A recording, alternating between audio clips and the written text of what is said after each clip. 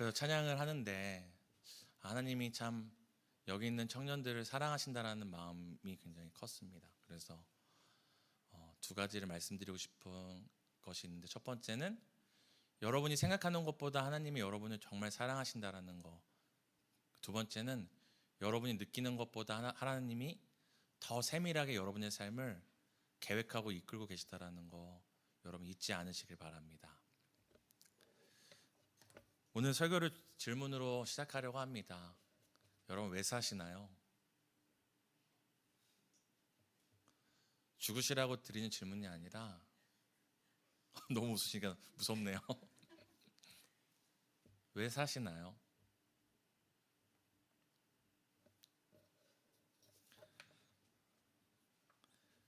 이것은 다음 주에 다시 한번 여쭈도록 하겠습니다. 한번 3주간 나 왜 살지? 나 왜 이렇게 애쓰고 포기하지 않고 넘어져도 다시 일어나면서 살아가고 있지? 고민해 보시면 좋을 것 같습니다. 오늘 정말 하고 싶었던 질문은 이것입니다. 여러분의 삶의 기준은 무엇입니까? 여러분이 중요한 것을 결정하실 때 무엇이 여러분의 기준이 되고 있고, 아니면 중요한 결정이 아니더라도 소소한 결정을 할 때에도, 소소한 선택을 할 때도 무엇이 기준이 되고 계신가요?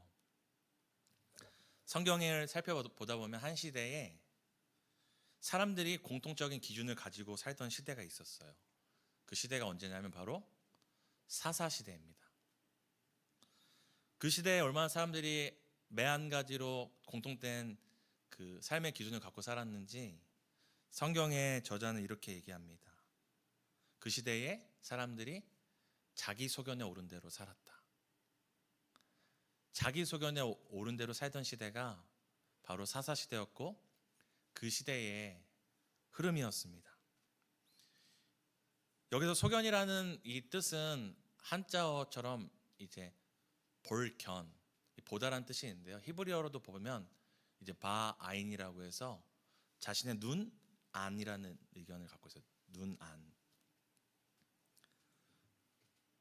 자신의 안목이 기준이 되어서 살았던 시대가 바로 사사시대인데요. 그저 보이는 것을 기준으로 삼았다는 수준이 아니라 자신이 보이는 것, 자신 안에서 기준을 찾았다라는 것입니다. 그래서 자신 안의 경험, 자신 안의 지식, 자신의 느낌, 자신의 감정이 삶의 기준이 되는 시대가 바로 사사시대였습니다. 오늘날 우리가 사는 이 세상은 무엇을 사람들이 주로 기준으로 삼고 살아가고 있는 것 같으신가요? 정보? 경험? 저는 어느 때보다 우리가 지금 사는 이 시대가 자신의 필링, 자신의 느낌과 감성을 굉장히 삶의 기준으로 삼는 시대가 아닌가 생각이 됩니다. 그래서 사람들을 움직이려면 그 마음을 울려라라는 이 말들이 있을 정도로, 실제로 비즈니스에서 그걸 쓰더라고요. 감동을 주면 사람들이 선택한다. 그러니까 이게 얼마나 좋은 제품인지 설명하지 말고 이 제품을 통해 감동의 메시지를 전하면 사람들이 그걸 선택한다고 하더라고요. 이런 시대에 여러분의 삶의 기준은 무엇이고 신앙의 기준은 무엇인가요? 난 신앙생활 잘하고 있어라고 스스로 평가하는, 반대로 나는 좀 신앙생활 제대로 하고 있는 것 같지 않아, 나는 예수님과 함께 하는 것 같아, 또 반대로 예수님 나와 함께 하지 않는 것 같아 라는 이런 모든 판단과 모든 그 정의의 기준을 여러분 무엇으로 삼고 계신가요?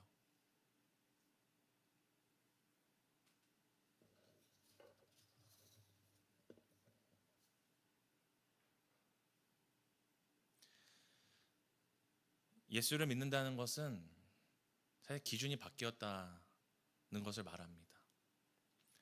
내가 예수라는 존재를 알아서 내가 받아들여서 지옥 갈 인생이 천국 간다, 이 수준이 아니라 이 땅에서 복도 지질이 없던 인생이 이 땅에서 복을 누리는 인생이 되었다라는 수준이 아니라 예수를 믿는다는 것은 기준이 바뀌었다라는 것입니다. 끊임없이 변하고 바뀌는 세상의 가치와 세상의 기준, 또 자신 안에 있는 어떤 기준이 아니라 이 변함없는 진리, 살아계신 하나님의 말씀, 이 진리의 말씀이 내 기준, 내 삶의 기준, 더 나아가서 표대가 되었다는 것을 선언하는 겁니다. 이런 기준으로 봤을 때 여기 앉아 계신 사랑하는 청년들, 예수님 믿고 계신가요? 예수님을 아는지, 얼마나 교회 오래 계셨는지, 얼마나 이 땅 여기서 많은 봉사를 했는지 여쭤보는 게 아닙니다. 여러분, 예수 믿고 기준이 바뀌셨나요?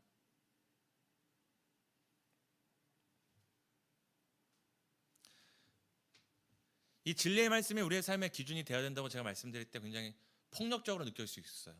나만의 그래도 기준이 있는데, 나는 이것들이 좋은데, 나는 이것들을 기준 삼아 살아왔는데 내 인생이 잘 왔는데, 폭력적으로 강압적으로 느낄 수 있지만 여러분에게 이 예수 그리스도 진리의 말씀이 삶의 기준이 된다고 제가 외치는 이유는 딱 하나입니다. 이 진리가 여러분을 자유케 하기 때문입니다.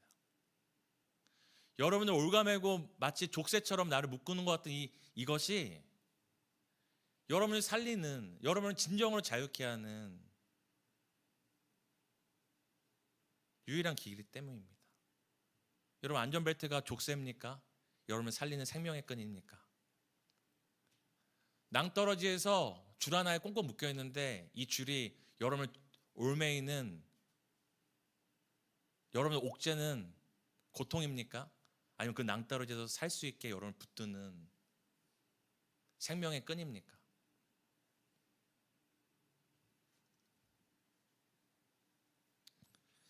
요한복음 8장 32절에 나온 것처럼 진리를 알지니 진리가 너희를 자유롭게 할 것이다. 자유케 할 것이다. 진리가 여러분의 경험에서, 진리가 여러분의 상처에서, 진리가 여러분의 계산과 여러분이 갖고 있는 두려움, 그리고 이미 내 스스로 지울 수 없다라고 판단해버린 여러분의 모든 좌절과 낙심과 실패와 수치에서 여러분들을 자유케 할 수 있습니다.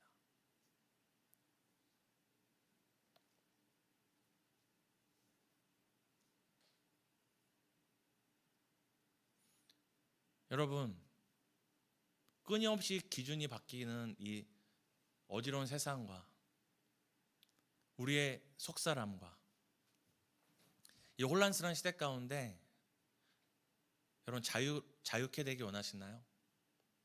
여러분의 상처에서 자유케 되기 원하고, 여러분의 계산에서 난 이미 끝났어, 난 이미 늦었어, 그 모든 것들에서 자유케 되기 원하시나요? 그럼 진리를 아십시오. 진리를 알지니 진리가 여러분을 자유케 합니다. 여러분, 믿으시나요? 아니면 이 시간도 이 말씀을 들으면서도 정말 진리가 날 자유케 할까? 또 내 안에 또 다른 기준으로 진리의 선언을 또 평가하고 계시진 않나요? 여러분, 진리가 여러분을 자유케 합니다. 진리의 말씀을 내 삶의 기준으로 삼을 때 여러분을 옥죄었던 이 세상의 기준들로부터 자유함을 얻게 됩니다. 진리가 기준이 되는 순간 여러분이 실패했던 인생 같은데 기준이 바뀌니 다른 평가가 나오고, 지난날 그것이 상처라고 생각했는데 진리가 기준이 될 때에 그게 상처가 아닌 다른 것으로 평가됩니다. 여러분, 이 혼란스러운 세상, 사람들이 자기 소견에 오른 대로 삶의 기준을 삼는 시대 가운데 사는 방법, 자유케 되는 방법 오직 하나입니다. 진리를 아는 것입니다.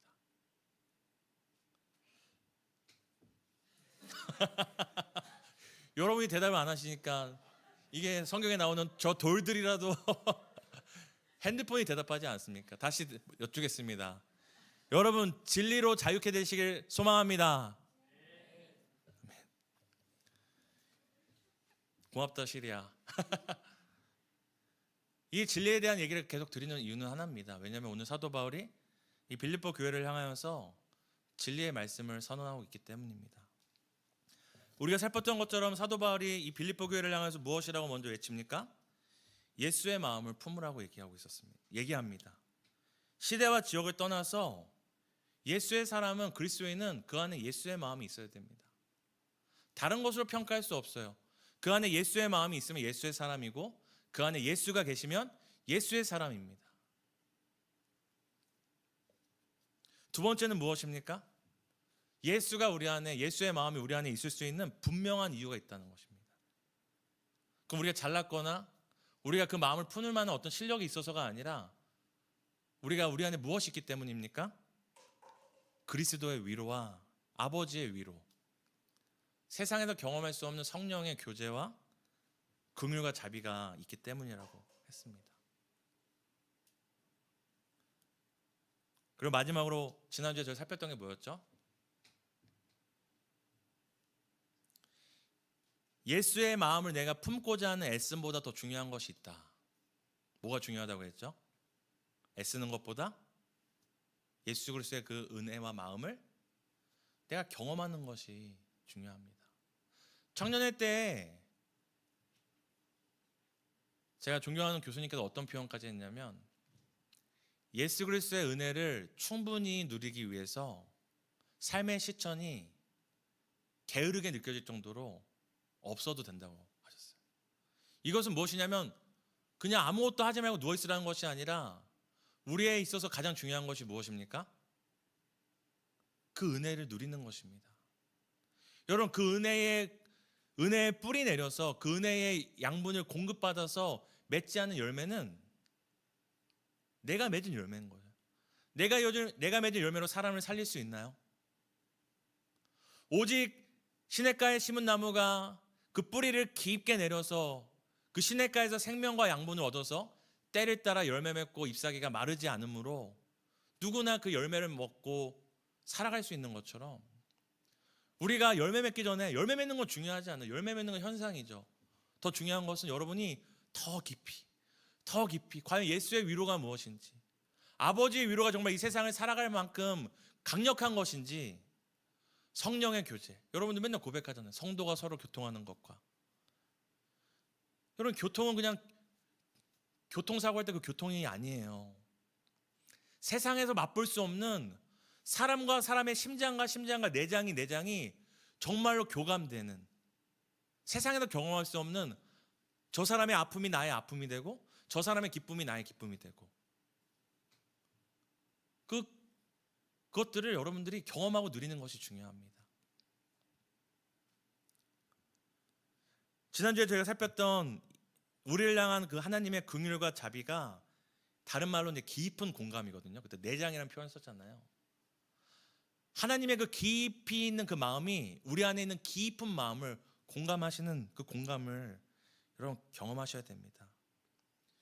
경험한 만큼 예수의 마음을 품게 됩니다. 그래서 여러분, 지난주 제가 이 설교를 했는데 지난 한 주간 그래서 그 예수의 마음을 깊이 경험하셨나요?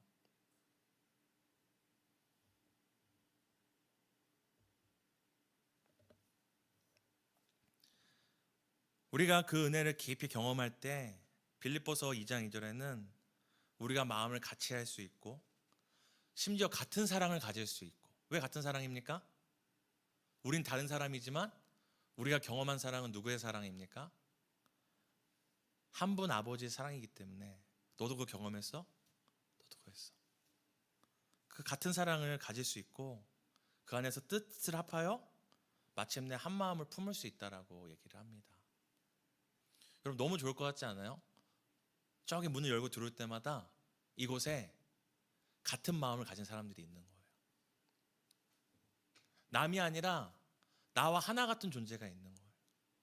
내 아픔을 남의 아픔이 아니라 내 아픔처럼 느껴지고, 비록 우리가 만나기 전에 받았던 상처와 아픔이지만 그것을 흉터로 보지 않고 아픔으로 보고 감싸주는 사람들이 있다고 생각한다면, 여러분, 비록 여기 엘리베이터가 없지만 올라올 때마다 그 발걸음이 얼마나 깊을까요?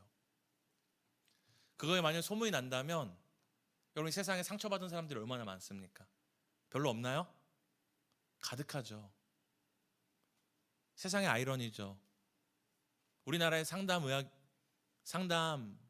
들어오고 정신의학과가 들어와서 활발해졌는데 오늘날 정신적인 질병과 아픔에 호소하는 사람들은 더 늘어나고 있다는 이 아이러니의 상황 가운데, 여러분, 제가 소년부 신방 다니면서도 그 마음과 머리의 아픔 때문에 지금 치료받는 아이들이 있어요.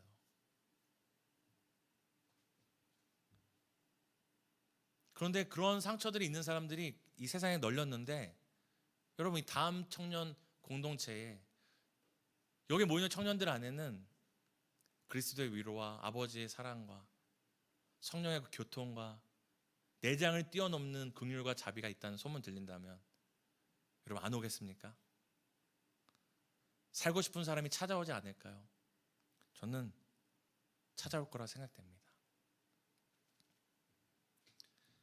그러기에 우리가 더 해야 될 것은, 다시 한번 짚고 넘어가겠는 것은, 우리가 이 지역 사람들을 섬기자, 지역을 품자, 누가 오든지 우리가 맞이할 만한 준비를 하자가 아니라 무엇을 해야 된다고요? 여러분 한 명 한 명을 향한 예수의 위로가 얼마나 말할 수 없는 따뜻함과 깊은 공감과 실제적으로 우리의 상처를 감싸 안을 만한 능력이 있는지를 우리가 경험해야 됩니다. 우리가 이것들에 집중하고 주목하고 우리 안에서 뿌리를 내릴 때, 오늘 읽었던 우리 본문에는 이로 말미암아 나타나는 열매들이, 현상들이 우리에게 열거되고 있습니다. 우리 2장 3절 함께 읽었으면 좋겠는데요. 함께 읽겠습니다. 아무 일에든지 다툼이나 허영으로 하지 말고 오직 겸손한 마음으로 각각 자기보다 남을 낮게 여기고. 우리가 우리에게 주신 은혜들과 위로와 사랑에 집중하고 거기에 뿌리를 내릴 때 어떤 현상들이 일어나면, 첫 번째는 아무 일에든지 다투지 않는다고 얘기합니다. 이렇게 얘기하실 수 있어요. 저희 안 다투는데요, 전사님? 저희가 뭐 초딩인가요? 다투게? 근데 여기서 얘기하는 다툼은 사실 로마서 2장 8절에도 쓰이긴 하는데 굉장히 심각한 죄에 대한 그 평가를, 헬라어로 에리세이아라고 해서 굉장히 심각한 죄를 평가할 때 쓰는 표현입니다. 이것은 보이는 다툼뿐만 아니라 이기적인 목적으로 인한 이 분리입니다. 이기적이라는 게 진짜 욕심에 쌓여서 욕심에 종이 되어서 하는 그런 것이 아니라 우리를 자꾸 분립하게 만드는 그것들을 하지 않는다는 거죠. 여러분이 공동체 안에서 여러분이 서로를 나누고 있는 그 분립의 기준들은 뭐가 있어요? 나는 생머리인데 쟤는 파마머리야. 쟤는 남자인데 난 여자야. 나 오늘 흰색 입었는데 쟤는 검은 옷 입었어. 제가 웃자고 말씀드렸지만 여러분들 있잖아요, 솔직히. 이 안에 여러분들 티내진 않지만, 수면 위로 드러내지 않지만, 난 너가 마음에 안 들어! 막 이러진 않지만, 여러분 안에 나와 너는 다르다고 분리하고 있는 것들이 있잖아요. 그 다툼이 없어진다는 겁니다. 저는 교회란, 공동체란, 여기에 3살짜리가 있던, 저기 뒤에 70세 어른이 앉던, 우리가 아까 말씀드렸던 사랑의 그리스도의 위로와 아버지의 사랑으로, 성령의 교통으로 할 수 있다고 좀 믿습니다. 전 믿습니다. 그냥 경험했거든요. 제가 외국에 잠깐 3년 동안 있었었는데, 그때 한인교회도 섬겼지만 이제 망해가는, 속된 말입니다. 망한다는 의미는 뭐냐면 젊은이들이 사라져서 어른들이 주로 교회를 섬기는 그 현지인 교회도 섬겼거든요. 초대를 받아서 갔어요. 제가 예배인도 하고 하니까 거기 예배인도 제가 교류를 하다 보니까 가는데 진짜 할머니, 할아버지 계시고 물론 젊은 분도 계셨어요. 저를 초대하신 분은 거기 있는 큰 대학의 교수였거든요. 거기서 말이 안 통해요. 제가 막 영어를 엄청 잘하는 게 아니거든요. 그냥 배고프다, 고맙다, 집에 가겠다, 또 보자, 이 정도 수준인데 거기서 손발을 사용하면서 대화를 하고 그리고 같이 찬양하고 예배하는데 정말 우리가 말이 안 통하고 뭐가 안 통해도 정말 교통하고 있구나, 서로가 서로의 교회를 보면서 안타까워하고 있구나. 그것들을 느꼈습니다. 이거는 거기만이 아니라 정말로 제가 외국의 교회다운 교회, 필리핀 또 갔던 데가 어디죠? 일본, 미국, 정말 그 교회의 크기와 상관없이 처음 보는 사람이라도 그 안에 예수가 있고 그 안에 아버지의 사랑이 있으니 정말 교통하고 교감되고 하나 되는 것도 느꼈습니다. 근데 우리 안에 지금 혹시 나와 너를 가르고 있는 여러분만의 이 다툼이 있지 않습니까?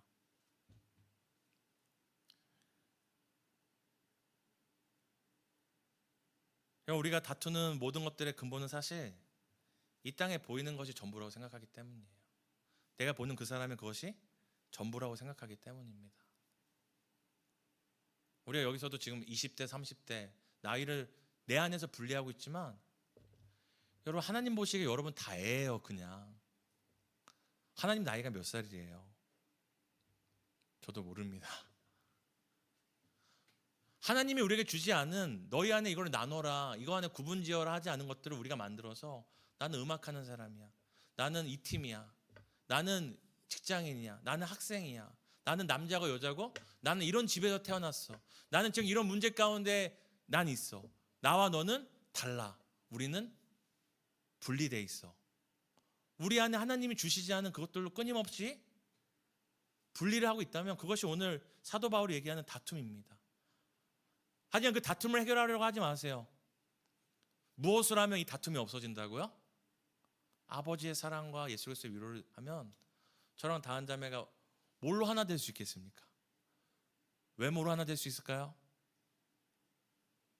아는 지식으로 하나 될 수 있을까요? 성별로 하나 될 수 있을까요? 하나 될 수 있는 이유는, 하나 될 수 없는 이유는 100가지가 넘어요. 근데 무엇으로 인하여 하나 됩니까? 예수가 있구나, 아버지의 사랑을 경험한 사람이구나, 그 안에 예수의 마음이 있는 사람이구나, 그것으로 하나 될 수 있습니다. 그러기에 은혜를 경험하면 공동체 안에 다툼이 사라집니다. 두 번째는 뭘 얘기합니까? 어떤 열매가 있다고 얘기합니까? 허영으로 하지 않는다고 합니다. 허영은 이 영광과 공허할 때 이 허자가 섞인 건데요, 바로 껍데기 영광이에요. 껍데기 영광.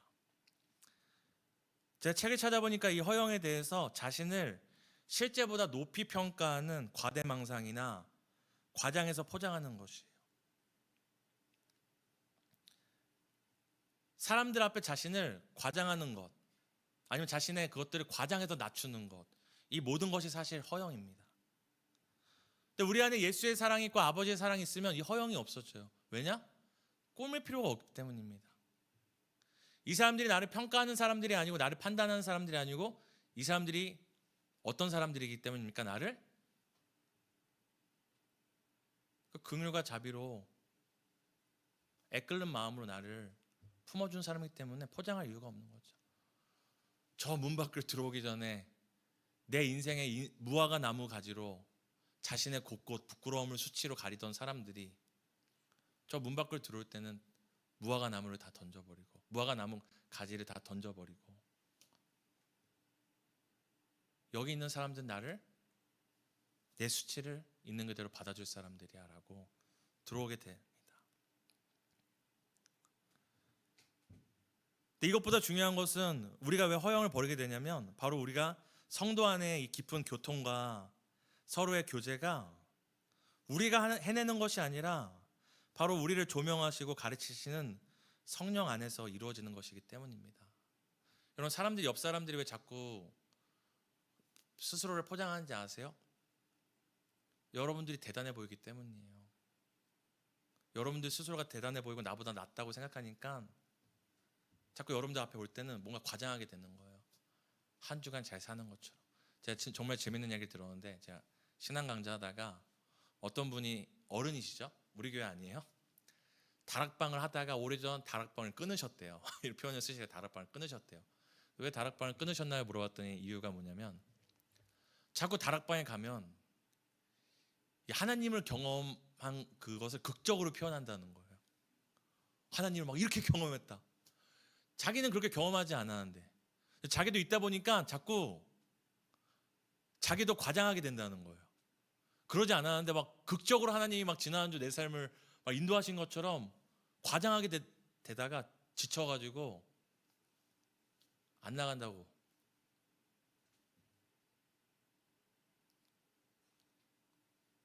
여러분, 우리가 과장하면 누군가도 과장하게 됩니다. 근데 우리가 내가 얼마나 비참한 죄인이고 정말 소망 없는 자고, 나는 아무것도 아니구나. 예수 없으면 난 정말 예수 없으면 아무것도 아니구나. 예수 아니면 내가 살아갈 이유가 없구나 느낀다면 꾸밀 이유가 없는 거죠. 제가 서현자매한테 꾸며서 무슨 영광을 얻겠습니까? 내가 헌정제한테 내가 대단한 그리스도인을 포장해서 무슨 유익을 얻겠습니까? 나는 아무것도 아닌데. 내 안에 예수가 존귀한 거지 제가 존귀한 자입니까? 정말 우리 각 사람이 예수 안에서, 성령의 조명 안에서 내가 어떤 존재인지 발견한다면 우리가 우리 스스로를 포장하지 않을 것이고, 우리를 보는 누군가도 우리한테 올 때 포장하지 않겠죠. 저 사람이나 나나 예수 아니면 아무것도 아닌 존재이기 때문에.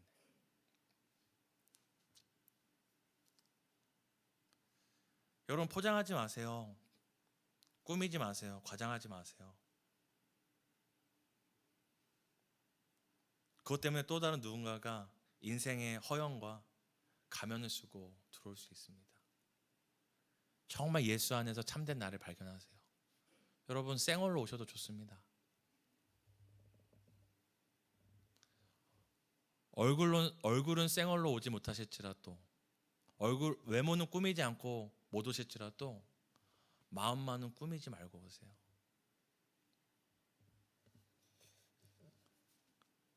그리고 세 번째로 일어나는 열매는 바로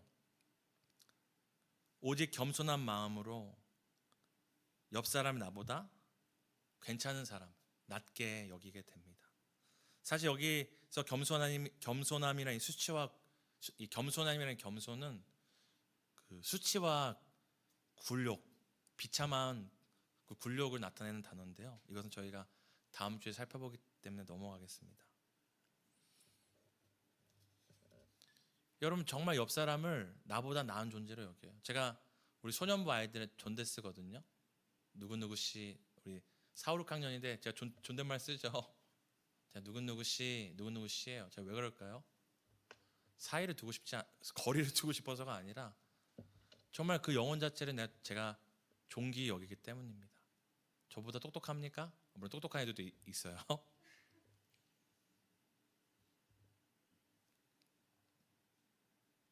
근데 왜 낮게 여기냐면 그 아이들 한 명 한 명이 예수님이 피값 주고 산 존재이기 때문에 제가 함부로 대할 권한이 없죠. 제가 좀 더 배우고 전도사란 지위에 있다고 누구야? 뭐야? 전 우리 아이들한테 다 존댓말 쓰거든요. 하지 않으셨으면 좋겠습니다. 해주실래요? 그것은 제가 멋진 교육자로 보이고 싶어서가 아니라 정말 예수가 그 안에 있고 내 안에 예수가 있기 때문에 그 한 사람 한 사람이 나보다 나은 존재로 보이기 때문입니다. 여러분, 정말 여러분 안에 예수가 있고 그 예수의 그 성령의 조명 안에서 나를 발견하면 복음서에 나오는 것처럼 내가 10,000달란트 빚진 자구나. 다른 사람들은 그저 500데나리온 빚진 자인데 나는 10,000달란트 빚진 자구나 깨닫게 됩니다. 지식적인 깨달음이 아니라 정말 나는 10,000달란트 빚진 자구나. 그리고 사도 바울이 고백한 것처럼 나는 죄인 중에 괴수, 죄인 중에 우두머리죠. 죄인 중에 우두머리구나 깨닫게 됩니다. 그러면 하라고 안 해도 모든 사람에 대해서 어떻게 느낍니까? 저 사람은 나보다 나아. 난 더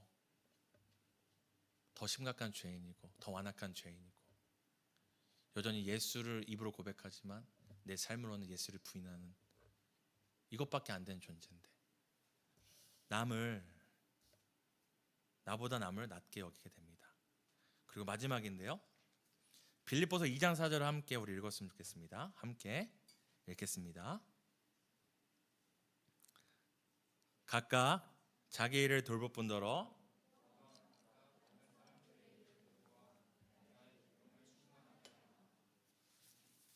사실 여기가 정점이긴 한데요. 마지막으로 우리가 그 사랑과 은혜와 성령의 교통과 긍휼과 자비를 깊이 경험하면 어떤 열매와 현상이 일어나냐면 다른 사람의 일을 돌보게 됩니다. 다른 사람의 일을.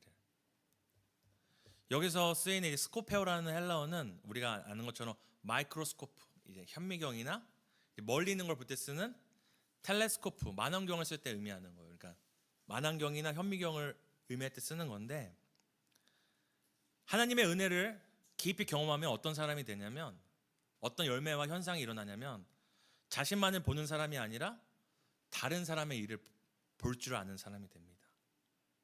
왜 그런 줄 아세요? 바로 하나님께서 저 우주보다 크신 하나님께서 만환경 같은 그 사랑으로 우리를 보셔서 우리를 찾아오셨기 때문입니다.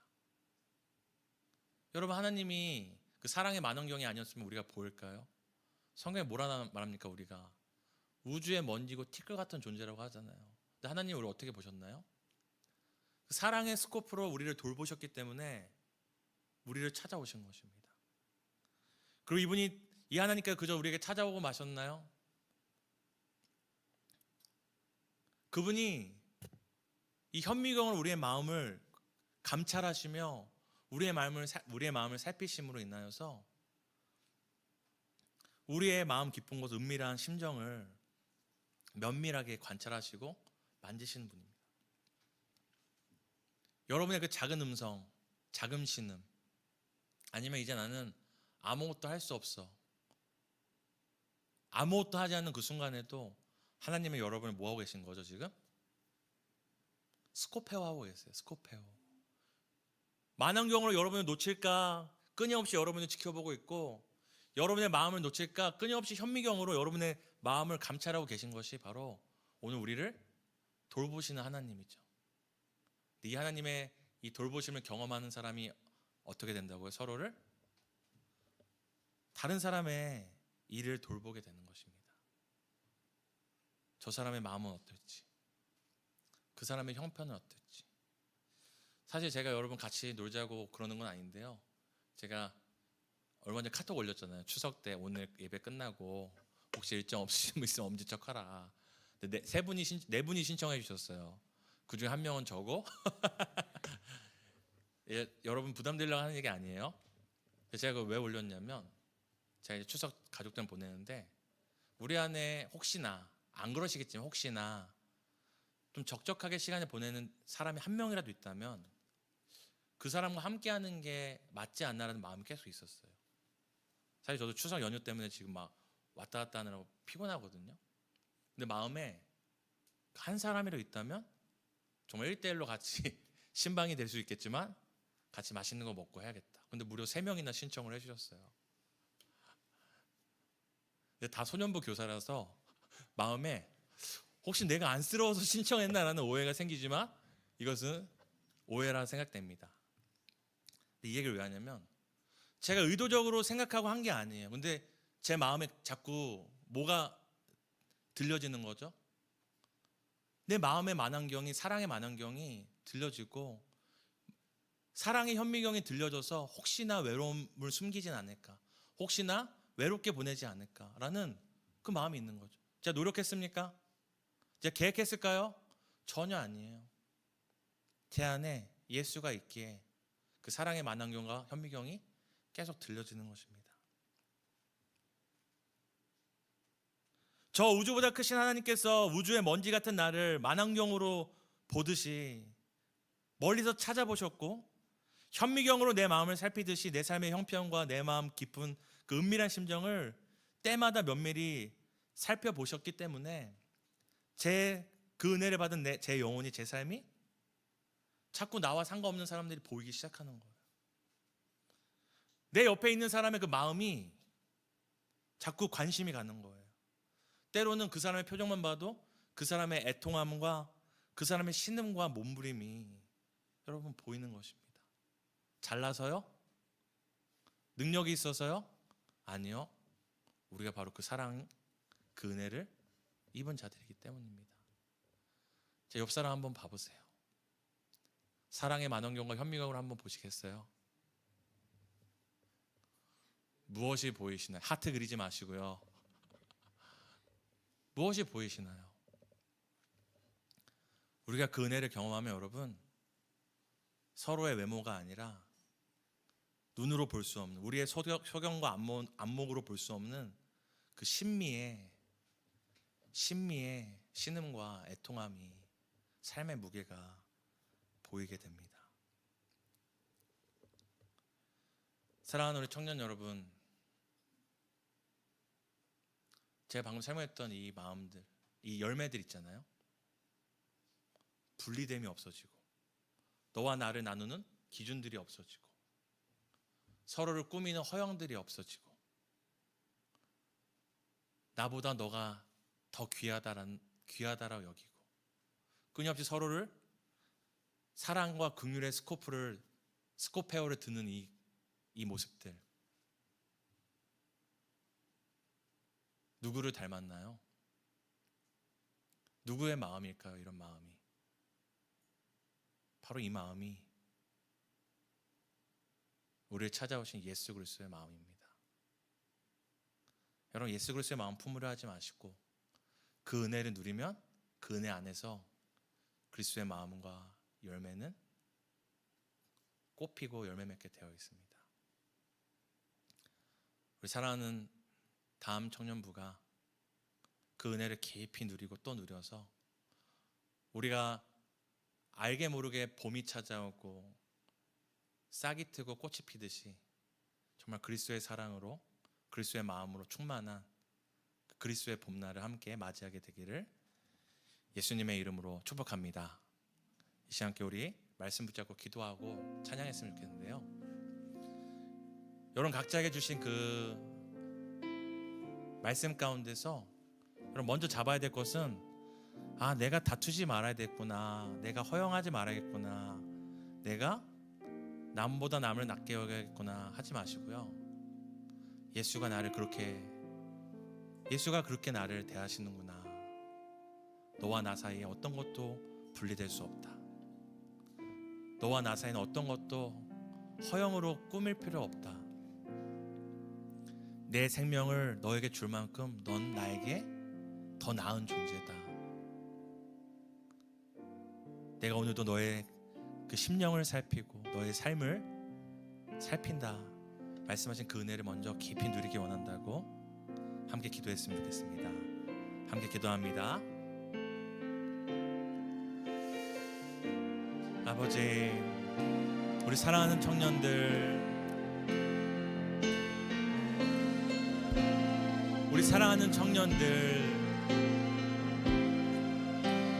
얼마나 하나님이 사랑하시는지,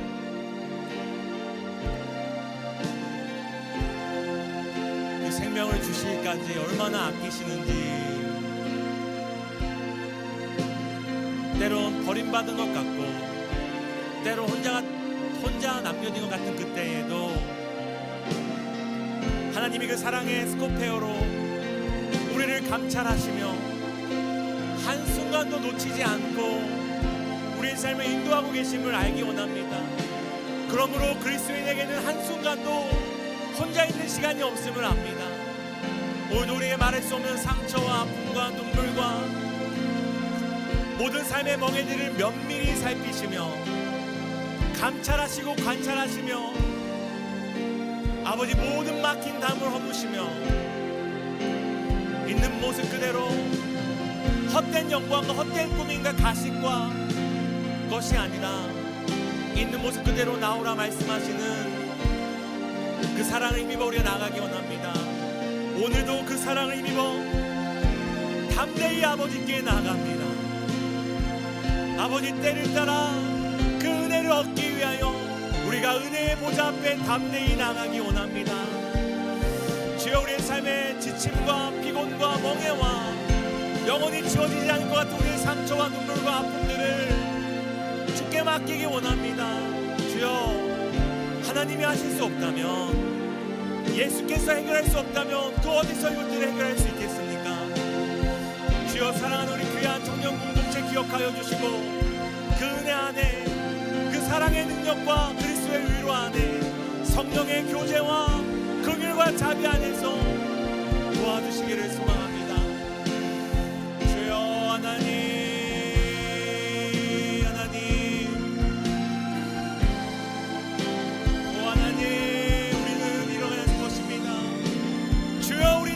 것입니다. 예수의 이름으로 아버지의 사랑으로 우리는 다시 일어날 것입니다. 아버지 죽음도 생명도 그 어떤 권세도 끊을 수 없는 그 사랑으로 말미암아 우리 다시 일어날 것을 믿습니다. 하나님 주여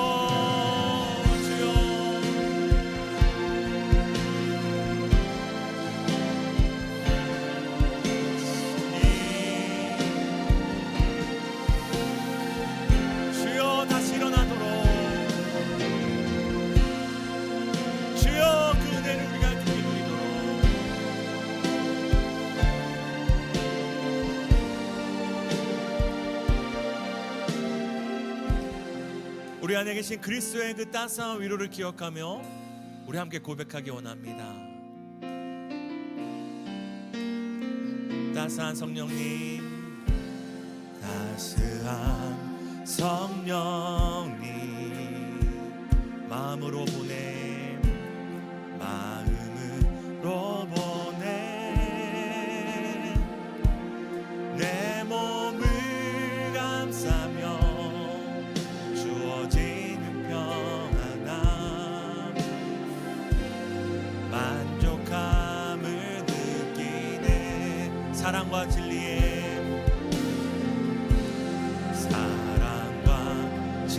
우리 안에 계신 그리스도의 그 위로와 은혜를 우리가 주목하기 원합니다. 한 줄기 빛보내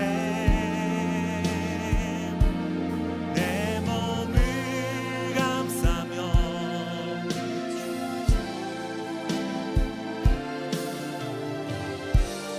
그 사랑의 부르신 곳에서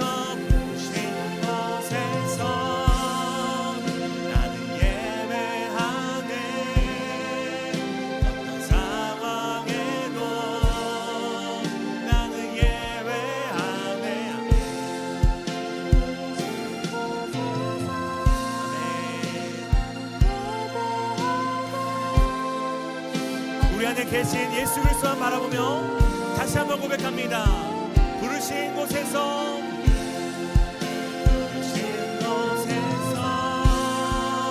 나는 예배하네. 어떤 상황에도 나는 예배하네. 부르신 곳에서 나는 예배하네.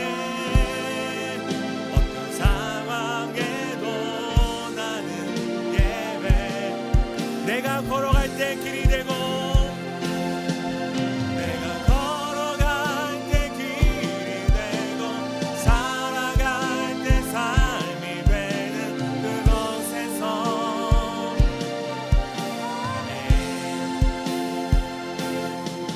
내가 걸어갈 때 길이 되고 살아갈 때 삶이 되는 그곳에서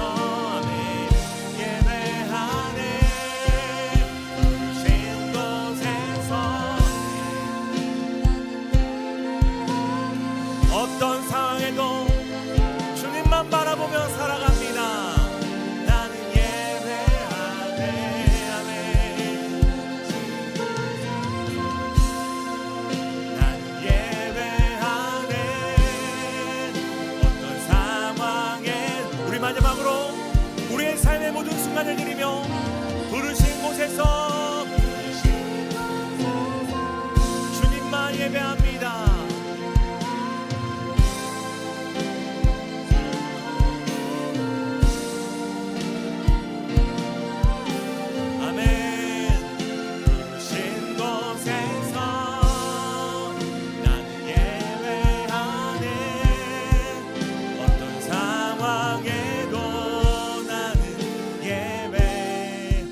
어떤 상황에도 어떤 상황 삶을 주께 맡기며 어떤 상황에도 나는 예배하네.